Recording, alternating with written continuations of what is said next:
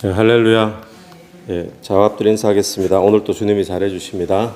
또 주님이 잘해주십니다. 네, 오늘 본문에는 추수할 일꾼을 어제 본문에서 주님이 찾으셨는데 오늘 그 일꾼으로 또 12제자를 이제 다시 부르시는 장면이 나옵니다. 그리고는 파송을 하시는 모습이 오늘 본문에 나오죠. 1절 보십시오. 예수께서 그의 12제자를 부르사 더러운 귀신을 쫓아내며 모든 병과 모든 약한 것을 고치는 권능을 주시니라. 예수님은 혼자서 다 하실 수 있을까요? 아니면 혼자서 다 못 하실까요? 네, 다 하실 수 있죠.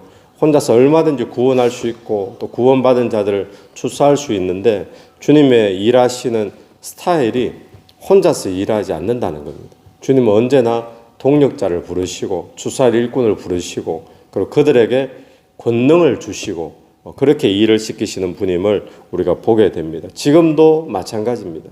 지금도 하나님께서는 은혜를 베풀어 주셔서 은혜 받은 자를 또 부르시고 또 그들로 하여금 이 땅의 수많은 영혼들 구원하는 일에 추수하는 일에 부르시는 줄로 믿습니다.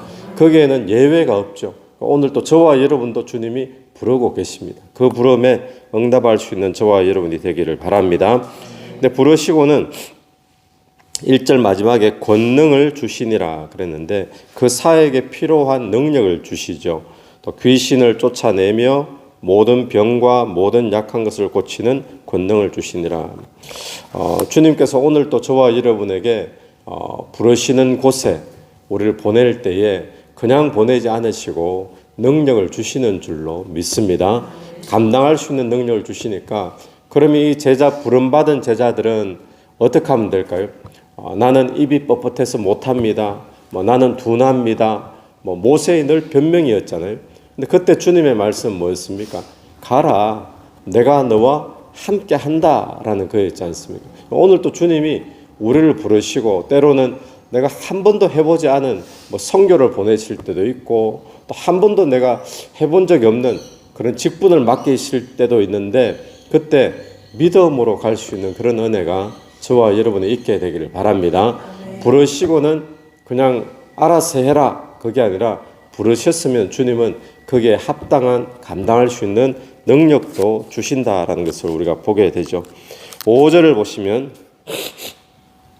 예수께서 이 12를 내보내시며 명하여 이르시되 이방인의 길로도 가지 말고 사마리아인의 고을에도 들어가지 말고 오히려 이스라엘 집에 잃어버린 양에게로 가라. 이 말씀은 이방인이나 사마리아인 전도하지 말라 이런 뜻이 아니고 1차적으로 책임져야 될 그것이 유대 민족이라는 겁니다. 그래서 유대인에게 먼저 가라라는 그런 것이죠. 어쩌면 오늘 또 저와 여러분에게 그렇게 적용될 수 있을 것 같습니다. 우리가 선교도 해야 되고 다 해야 되지만 가족 놔두고 밖에 전도하고 선교하고 그게 아니라 가족도 포함시켜서 우리가 1차적으로 기도해야 될 우리 1차적으로 구원을 위해서 우리가 기도하고 애쓰고 또 하나님 앞에 나가야 될 사람은 우리의 가족이죠. 우리 주변 사람들이죠. 예, 그런 이야기입니다. 1차적으로 유대인에게 전해져야 되기 때문에 그런데 부름받은 일꾼은 하나님의 이런 어디서 일할 건지 또 어떻게 일할 건지 거기에 대해서 하나님의 인도하심을 이렇게 받아야 되는 줄로 믿습니다. 그러면 전도는 어떻게 하느냐? 오늘 본문에 여러 가지 전도하는 모습이 나타나는데 6절 말씀 보십시오. 6절에 전도는 7절 말씀입니다. 가면서 전파하여 말하되 천국이 가까이 왔다 하고 전도는 천국이 가까이 왔다라고 하는 거예요. 오늘 또 우리가 전도하는 것이 뭐죠? 예수 믿고 천국 가는 거잖아요. 이때 당시에 예수 그리스도가 이미 오셨기 때문에 이 천국의 주인공 되시는 예수를 믿으라는 겁니다. 그러면 당신이 천국 백성이 되어진다. 천국이 지금 가까이 와 있다. 손에 잡히게 와 있다라고 그렇게 증거하는 것이 이 전도의 핵심이죠.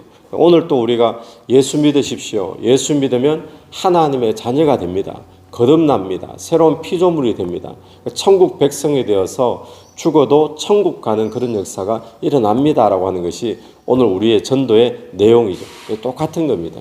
전도의 내용은 천국을 증가하는 건데, 천국이 임하면 8절 보십시오. 8절. 병든 자를 고치며 죽은 자를 살리며 나병 환자를 깨끗게 하며 귀신을 쫓아내되 너희가 거저 받았으니 거저 주라. 천국이 임하면 8절처럼 이런 역사들이 일어난다라는 것을 우리에게 말씀해 주고 있죠. 그리고 9절 말씀 보면 8절 말씀 마지막에 거저 받았으니 거저 주라. 복음은 거저 주는 겁니다. 복음은 돈 받고 파는 것이 아니고 내가 너에게 복음을 전해 주었으니까 너는 나를 은사처럼 여겨야 돼. 그게 아닌 거예요. 복음은 우리도 거저 받은 거기 때문에 복음은 거저 전해주는 겁니다. 때로는 복음을 전하면서 내 돈 들이면서 내 시간 들이면서 이렇게 전하는 것이 복음이죠. 9절 말씀, 너희 전대에 금이나 은이나 동을 가지지 말고, 전도하는 것은, 선교하는 것은 이 말은 뭐죠? 돈을 의지해서 하는 것이 아니다라는 것을 이야기하고 있습니다. 너희 돈을 의지하지 말라.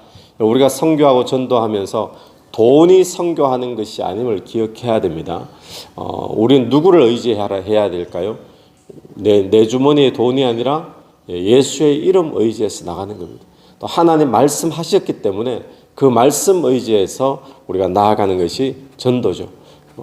또 전도의 모습 10절 말씀, 여행을 위하여 배낭이나 두벌옷이나 신이나 지팡이를 가지지 말라. 이는 일꾼이 자기 먹을 것 받는 것이 마땅함이라.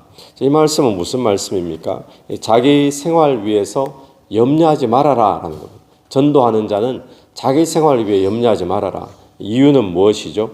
일꾼이 자기 먹을 것 받는 것이 마땅하지 아니하냐? 이 말은 하나님께서 일하는 일꾼의 삶을 책임져 주지 않겠느냐, 분명히 책임져 주신다는 거예요. 그러니까 우리가 전도를 하면서 의지하지 말아야 될 것, 돈을 의지하지 말고 또 염려하지 말아야 될 것, 생활을 염려하지 말고, 왜 하나님께서 전도하는 자의 삶을 책임져 주실 줄로 믿습니다. 그래서 마태복음 6장 33절 같은 말씀이죠. 너희는 먼저 그의 나라와 그의 의를 구하라. 그래야면 이 모든 것을 너희에게 다하시리라. 이 말씀이 주님께서 책임져 주신다는 말씀인 줄로 믿습니다. 그리고는 복음을 전합니다. 12절 보면 또 그 집에 들어가면서 평안하기를 빌라. 전도하며 또 마을에 들어가고 또 어디에 머물며 평안하기를 빌라. 평안하도록 빌어주는 것, 언제 진정한 평안이 있을까요? 샬롬, 보통 이스라엘 사람들 인사할 때 샬롬 이렇게 인사한다 그러잖아요. 언제 그 집에 진정한 샬롬이 있겠습니까? 하나님과 샬롬이 돼야 되죠. 하나님과 화평이 돼야 됩니다. 죄로 인해서 막혔던 그 하나님과의 관계가 모든 죄 문제가 해결됨으로 하나님과 샬롬이 되는데, 우리에게는 어디까지 샬롬이 되겠습니까? 아버지와 자녀와의 관계까지 샬롬이 되는 줄로 믿습니다. 그래서 그 평안을 빌어라 라고 이야기하는데, 그 다음에 이런 말씀이 나옵니다. 그 집이 이에 합당하면 너희 빈 평안이 거기에 임할 것이고 만일 합당하지 아니하면 그 평안이 너희에게 돌아올 것이다. 그 집의 평안을 받기에 합당한지 안 합당한지 우리는 알 수 없잖아요. 이건 우리의 판단이 아닌데, 만약에 그 집의 평안이 합당하면 그 집에 임하고 합당치 않으면 그 빌어준 평안이 내 것이 되어진다라고 이야기하고 있습니다. 내 상급이 된다는 거죠. 14절, 누구든지 너희를 영접하지도 아니하고 너희 말을 듣지도 아니하거든 그 집이나 성에서 나가 너희 발의 먼지를 떨어버리라. 복음을 전했는데 안 들으면 어떡하죠? 안 받아들이면 어떡할까요? 안 받아들이면 그거는 내 책임이 아니라는 겁니다. 내 책임이 아니고, 나는 평안을 어디까지 책임일까요? 나는 돈 없이 하나님만 의지하면서 또 염려하지 아니하고 순종해서 들어가서 전합니다. 전하는데 평안을 빌어주는 것까지 내가 할 일이지, 그 뒤에 그 집에 평안을 받을 만한지 안 받을 만한지, 그 집이 만약에 복음을 받아들이든지 이 뒤에는 하나님이 하시는 일인 줄로 믿습니다. 그래서 평안을 받아들일만 하지 않으면 하나님께서 그 평안을, 그 상급을 저와 여러분에게 주신다는 거예요. 그래서 오늘 우리는 맡겨진 사역에 그저 순종하면서 감당하라고 주신 능력 가지고 나아가면 그 뒤에는 누가 하시겠다는 겁니까? 하나님이 하시겠다는 말씀인 줄로 믿습니다. 그래서 오늘은 주님께서 추수할 일꾼을 부르시고 이들에게 능력을 주시고 이들에게 보내시면서 몇 가지 지시를 하시는 거예요. 가이드라인을 주시는 거죠. 그 첫 번째 가이드라인이 천국이 가까이 왔다, 이렇게 전하라는 것이고, 두 번째는 거저 주어라, 거저 주어라. 세 번째는 뭡니까? 물질 의지에서 선교하고 전도하는 것이 아니다. 또 네 번째는요, 염려하지 말아라. 주님께서 전도자의 삶은 다 책임져 주신다. 그 다음 뭡니까? 평안을 빌어주어라. 요까지 우리 보고 하라는 거예요. 그 뒤에는 하나님이 역사하신다라는 겁니다. 책임져 주신다는 거죠. 오늘 또 저와 여러분이 먼저 우리의 가족들 가운데, 또 우리의 이웃들 가운데 복음을 드려야 될 사람들에게 우리가 복음을 전할 수 있는 은혜, 또 그들을 위해서 구원을 위해 기도할 수 있는 그런 은혜가 있게 되길 바라고, 또 더 나아가 세계 선교까지 감당하는 그런 저와 여러분 되기를 간절히 바랍니다. 같이 기도드리겠습니다. 하나님 아버지, 은혜를 감사합니다. 주님께서 추수할 일꾼을 찾으시고 12제자를 부르시고 이들에게 권능을 주어서 보내셨던 것처럼 지금도 주님께서는 추수할 일꾼을 이 시대에 찾고 계신 줄로 믿습니다. 하나님, 오늘도 이 말씀을 보면서 저희들이 그 부르심에 반응할 수 있도록 도와주시고, 오늘 주님 주신 이 가이드를 따라 우리가 물질을 의지하지 않고 염려하지 않고 오직 하나님만 의지하며 전도하는 저희들의 삶이 되게 도와주옵소서. 이 새벽에도 기도하며 나갈 때의 기도 속에 성령께서 역사해 주시기를 간절히 원하오며 예수님 이름으로 기도드립니다. 아멘. 오늘도 예수 이름으로 승리하시는 하루 되길 바랍니다.